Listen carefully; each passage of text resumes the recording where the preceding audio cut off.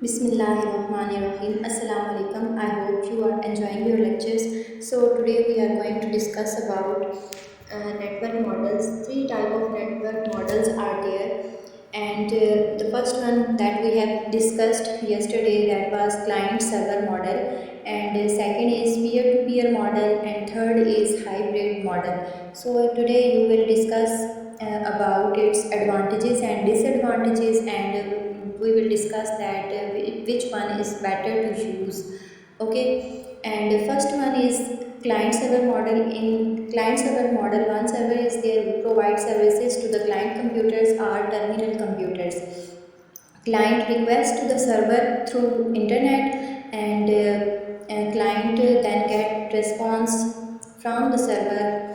Okay, and this is client server model, and in that one or more computers can send request to the server at one time. So client computers are those who send requests, and server computer are those who provide services. So you may see here that a server is there and internet is also there, and the clients are sending requests to the server with the help of internet, and the server is responding to their request.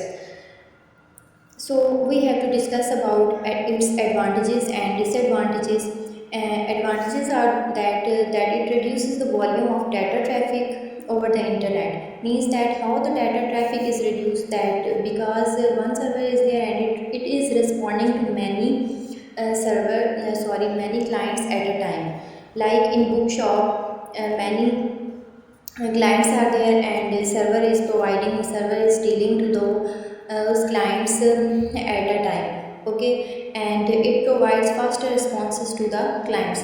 And disadvantages are those that it is expensive model, because server computer is costly, and it is high power computer, and it is difficult to manage that. And second disadvantage is that if the server is not working well, means that its server goes down, then all the communication will stop.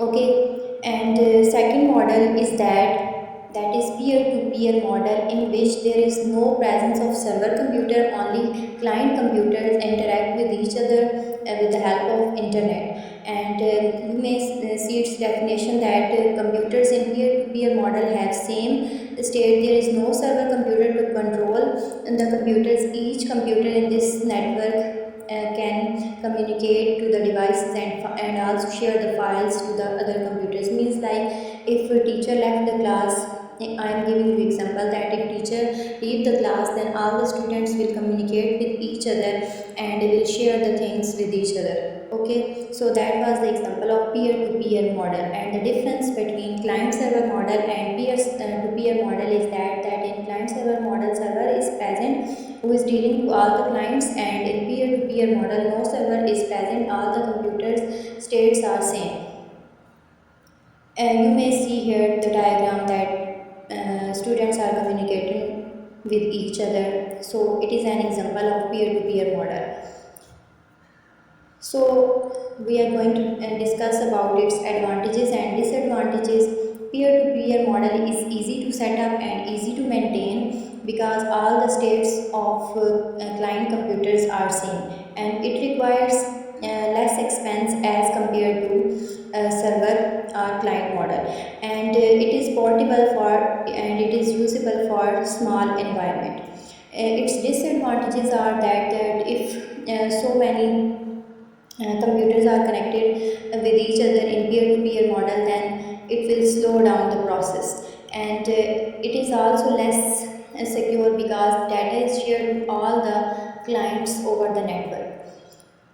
Next is, so as we have discussed about both the previous models, it's their advantages and disadvantages. So we need a model in which all the advantages we can get of both the models, client server model and peer to peer model. So hybrid model is a type of model in which we can get the advantages of both the models, client server model and peer to peer model. It is actually the combination of mixing up of two models. Okay, that was the topic that we has discussed about all the three models, and now we are going to start network standards. So network standards are those standards on the basis of which network can be built up.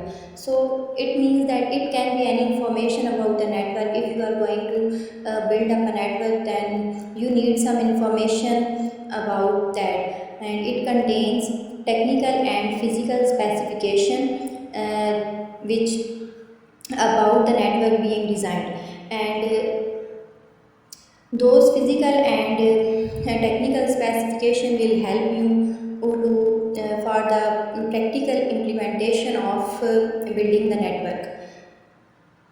So two type of network standards are there: de facto and de jure. So de facto means by traditions or by facts. It means that andazatan we are going to build a network.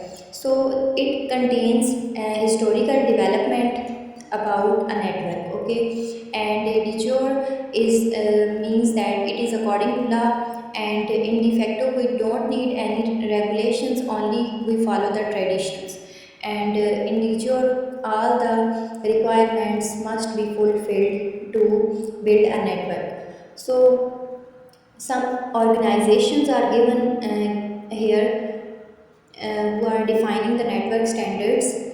First one is ANSI, American National Standard Institute. Second is IEEE, Institute of Electrical and Electronics Engine. Third one is ISO, International Standard Organization, and we will study about this organization in this chapter when we will discuss about layers. And next is INTU, International Telecommunication Union, and the last one is EIA, the Electronic Industries Association, and last one is Telcordia.